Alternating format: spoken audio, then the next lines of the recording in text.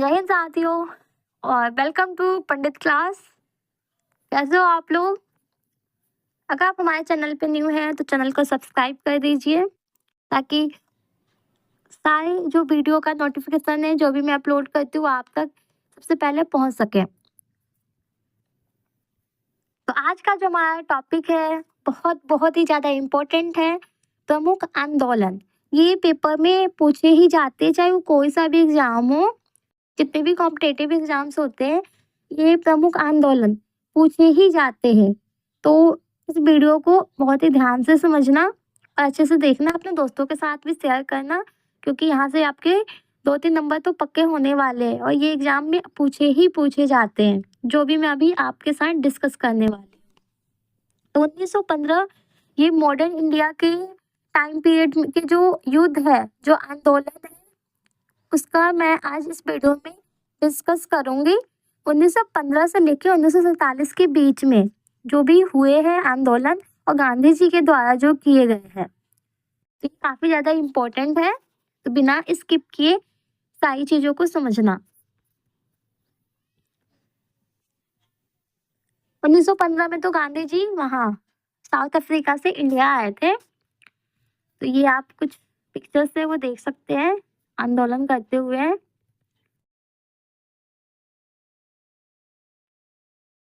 हाँ,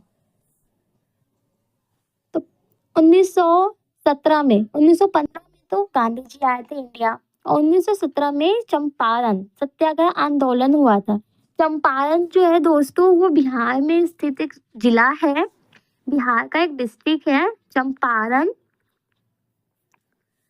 तो चंपारण में सत्याग्रह आंदोलन कब हुआ? 1917 में हुआ। और यह हुआ क्यों, इस चीज को हम समझ लेते हैं। तो बिहार में जो चंपारण जिला है वहां पे क्या हुआ कि नील की खेती, नील की खेती करने को बढ़ावा दिया जा रहा था। अब जब भी नील की खेती होती है तो वहां का जो एरिया होता है वो अनफर्टिलाइज हो जाता है, बंजर हो जाता है। तो बिहार में ना 1/3 भूमि पे वो लोग बोल रहे थे कि नील की खेती करो। जैसे कि आपका ये 4 पार्ट है, तो 4 में से ये जो 3 पार्ट है ना, इन सब पे नील की खेती वो करवा रहे थे। इसलिए चंपारण जो आंदोलन है इसको 3 कठिया आंदोलन भी कहा गया। क्यों? क्योंकि 1/3 पार्ट पे ये नील की खेती करने को बोल रहे थे और जहां पे भी नील की खेती होती वहां पे कोई भी फसल फिर नहीं सही से उग सकता था, वो जमीन बंजर हो जा रही थी। ठीक है, तो वो जमीन बंजर हो जा रही थी जिसके कारण वहां के जो लोग थे वो परेशान थे, उनकी भूमि बंजर हो रही थी। इसलिए तो राजकुमार शुक्ला जी, इन्होंने ही ये नेतृत्व किया था, इन्होंने ये आंदोलन बुलाया था। और करने के लिए किसको बुलाया था? गांधी जी को, क्योंकि 1915 में ही साउथ अफ्रीका से गांधी जी इंडिया आए थे। तो जो राजकुमार शुक्ला जी है उन्होंने महात्मा गांधी जी को, जब वो भारत में आए थे तो मतलब साउथ अफ्रीका से जब वो आ गए, तो जो राजकुमार शुक्ला जी है उन्होंने महात्मा गांधी से हेल्प मांगी और उन्होंने अपने वहां पे बिहार में उन्होंने उनका आगमन करने को कहा। तो गांधी जी वहीं पे गए और उन्होंने जब वहां की प्रॉब्लम सुनी तो उन्होंने कहा ठीक है मैं आपकी मदद करूंगा। तो भारत में पहली बार गांधी जी ने वहीं पे सत्याग्रह का प्रयोग किया। देखो दोस्तों, क्वेश्चन ये भी पूछा जा सकता है कि जो महात्मा गांधी है उन्होंने इंडिया के कॉन्टेक्स्ट में सबसे पहली बार सत्याग्रह का प्रयोग कब किया? तो कब किया? 1917 में। ये तो था इंडिया के कॉन्टेक्स्ट में। अगर हम बात करें वर्ल्ड के बेस पे, तो वर्ल्ड में 1907 में साउथ अफ्रीका में उन्होंने सत्याग्रह का प्रयोग किया था, लेकिन इंडिया में कब किया? 1917 में। ठीक है, तो वैसे इसका जो किसान की अगर हम उससे बात करें कि किसान के नेतृत्व में सबसे पहले किसने किया, तो राजकुमार शुक्ला जो थे वो इन्होंने किया। यहाँ पे कहाँ? बिहार में। क्लियर? तो ये कब हुआ? 1917 में। फिर उसके बाद नेक्स्ट आता है खेड़ा आंदोलन। ये 1918 में एक आंदोलन हुआ, खेड़ा आंदोलन ये 1917 के अगले ही साल हुआ। ये जो आंदोलन था ये टैक्स ना देने के लिए हुआ था और ये किसानों के द्वारा किया गया था ये आंदोलन। और जो इसका नेतृत्व किया था यहाँ पे गांधी जी ने सबसे पहली बार प्रथम किसान आंदोलन यहीं पे किया। देखो चंपारण में राजकुमार शुक्ला ने किया, तो यहाँ पे गांधी जी ने अपना नेतृत्व दिया था पूरा। और इस आंदोलन का नाम जो था नो टैक्स मूवमेंट डाला गया, क्योंकि वहां पे क्या हुआ कि सूखा पड़ गया था, जैसे कि सारी चीजें ना ड्रॉट हो गई थी, सूखा पड़ गया था, तो जिसके कारण खेती नहीं हो पा रही थी। जब खेती नहीं हो पा रही है तो हम आपको टैक्स कैसे दे सकते हैं। तो इसी कंडीशन में वहां पे लोगों ने आंदोलन किया कि हम टैक्स नहीं देंगे, क्योंकि कुछ प्रॉफिट तो हो नहीं रहा, तो टैक्स देने का कोई मतलब नहीं बनता। तो इसीलिए यहाँ पे ये आंदोलन किया गया। ठीक है, फिर उसके बाद नेक्स्ट आंदोलन हुआ अहमदाबाद मिल स्ट्राइक आंदोलन। अहमदाबाद अहमदाबाद मिल स्ट्राइक आंदोलन क्या था दोस्तों कि जैसे एक तो था मालिक बेसिस मजदूर के बेस में मजदूर के बीच में हुआ था यह आंदोलन। ठीक है, देखो जो मजदूर थे वो बोल रहे थे कि हमें ना बोनस बढ़ा के दो, बोनस बढ़ा के दो। हुआ क्या कि वहां पे उस टाइम पे कुछ बीमारी फैलने लग गई थी, प्लेग, हैजा, इस टाइप की बीमारी, मतलब वहां के किसानों द्वारा कहा गया कि उस टाइम पे बीमारी फैल रही है, तो मुझे ना मतलब हमें यानी सब मजदूरों को जो बोनस है वो बढ़ा के दिया जाए ताकि हम अपना सर्वाइव अच्छे से कर सके। लेकिन वहां का जो मालिक था उस मालिक ने बोला कि हम बिजनेस का 24% तो हर साल आपको देते ही है, वो आपको मिलता ही है, हम बढ़ा के नहीं देंगे। तो इसी वेस पे मतलब इसी चीज को उन्होंने मुद्दा बना लिया है वहां के मिल स्ट्राइक वालों ने कि जो वो 24% था उसको बढ़ा के 35 उनको करना पड़ गया। ये किसने करवाया था? गांधी जी ने 35% की डिमांड कर दी और बढ़ा भी वो। ठीक है, और पहली बार अनशन पे गांधी जी यहीं पे थे, मतलब इससे पहले तो सत्याग्रह थे, उसके बाद यहाँ पे इन्होंने अनशन किया और इनका जो बोनस था 24 से लेके 35% कर दिया गया। नेक्स्ट है खिलाफत आंदोलन। ठीक है, खिलाफत आंदोलन ये 1919 में हुआ, 1917 में चंपारण, 1918 में दो आंदोलन हुए, खेड़ा का भी हुआ और मिल स्ट्राइक का भी हुआ। ठीक है, दोनों हुआ, अहमदाबाद मिल वाला भी हुआ था और खेड़ा वाला भी हुआ था। 1919 में आता है खिलाफत आंदोलन। अब ये क्या था? तो देखो दोस्तों, खिलाफत आंदोलन में ये था कि दो भाई थे, शौकत अली, लियाकत अली। ठीक है, इन दोनों ही भाइयों को अली बंधु के नाम से जाना जाता है। अब मेन जो था इसमें क्या मुद्दा था, तो देखो उस टाइम पे ही वर्ल्ड वॉर चल रहे थे, 1919 में ही वर्ल्ड वॉर चल रहे थे। तो वो किसके बीच रहा था? ब्रिटेन और टर्की जो मेन थे ना, इन दोनों में हुआ क्या कि ब्रिटेन के तो ऑफिसर्स उधर से अपना युद्ध लड़ रहे थे और टर्की से खलीफा, तुर्की भी बोलते हैं इसको, टर्की भी बोलते हैं।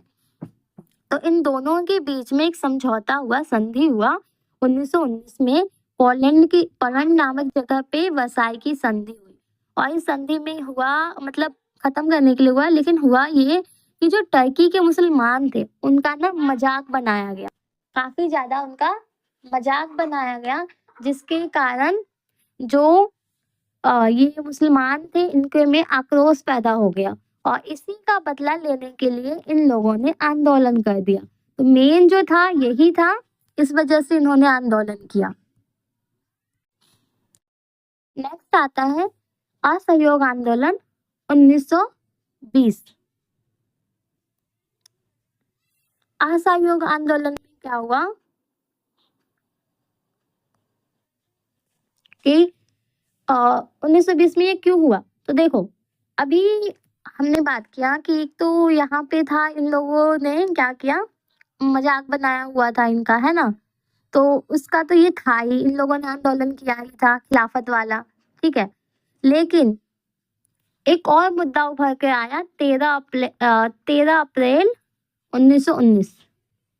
13 अप्रैल 1919 में हुआ क्या कि अमृतसर में एक घटना हुई। और ये घटना क्या हुआ, जलियांवाला बाग, जिसमें जनरल डायर ने बहुत सारे लोगों पे गोलियां चला दी थी अनलिमिटेड, सारे लोग मर गए थे। तो इसी चीज से जो इंडियन नेशनल थे वो दुखी हो गए और जो भारतवासी थे वो भी काफी ज्यादा दुखी थे। तो उस टाइम पे ये हुआ कि जो गांधी जी थे उन्होंने, जो अली बंधु थे, अभी मैंने आपको बताया कि जो अली बंधु जो दो भाई थे वो तो ऐसे गुस्से में थे, मतलब उनके अगेंस्ट थे, अंग्रेजों के अगेंस्ट थे। तो इनसे उन्होंने बात किया, अली बंधुओं से गांधी जी ने बात किया और आईएनसी जो इंडियन नेशनल कांग्रेस है, इन दोनों से बात करके और उन्होंने कहा कि आप अलग अलग आंदोलन कर रहे हो तो उसकी जगह कोई एक कॉमन आंदोलन हम कर लेते हैं। और उन्होंने इन दोनों से बात करके कॉमन आंदोलन चलाया जिसका नाम था असहयोग आंदोलन। असहयोग आंदोलन मतलब किसी चीज का जैसे कि सहयोग ना देना, तो यहाँ पे असहयोग किसका देना था, अंग्रेजों का। यानी कि हम जो अंग्रेजी चीज है, जो विदेशी चीज है, जैसे उनके कपड़े हैं, उनका खान पान है, उनके कॉलेजेस है, तो सभी लोगों ने उनकी चीजों को त्याग दिया था। आग लगा दिए गए थे, कॉलेज बंद कर दिए गए थे, स्कूल में। पर क्या हुआ कि ये ज्यादा दिन चल नहीं पाया। हाँ, लेकिन ये 1920 से लेकर 1922 तक था ये। और 1922 में इसको रोकना क्यों पड़ा, हुआ ये कि 1922 में यूपी का एक जगह है गोरखपुर, ठीक है, और वहां पे एक जगह है चौरी चौरा। ये चौरी चौरा कांड आपने सुना होगा, ये काफी फेमस है, ये वाला कांड जो हुआ था चौरी चौरा का।